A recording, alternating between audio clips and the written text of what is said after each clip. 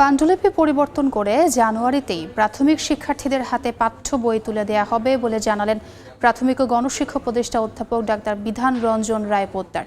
সকালে সিলেটে বিভাগীয় পর্যায়ের শিক্ষা কর্মকর্তাদের সঙ্গে মতবিনিময় সভায় তিনি কথা বলেন।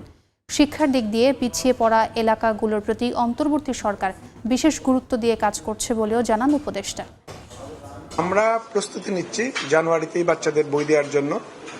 আপনাদের এই প্রশ্নটার কারণটা হচ্ছে আমি বুঝতে পারি, যেহেতু একটা পরিবর্তিত পরিস্থিতিতে আমাদের বইগুলো তৈরি করা এবং ছাপতে দেয়া সেই প্রক্রিয়াটা একটু বিলম্বিত হয়েছে। বইগুলোর ক্ষেত্রে কিছু কিছু পরিবর্তন করার প্রয়োজন ছিল, ফলে যে পাণ্ডুলিপিগুলো তৈরি হয়েছিল সেই পাণ্ডুলিপিগুলোকে আবার কিছুটা পরিমার্জন করতে হয়েছে। এই কারণেই আমরা কিছুটা বিলম্বিত হয়েছে, কিন্তু আমরা প্রক্রিয়া চালাচ্ছি, অগ্রসর হচ্ছে। ওয়ার্ক অর্ডার দেওয়া হয়ে গেছে আমাদের বইগুলো ছাপানোর, এবং আমরা আশা করছি যে জানুয়ারিতেই আমরা সব বই, বিশেষত প্রাইমারির সব বই আমরা বাচ্চাদের কাছে পৌঁছে দিতে পারবো।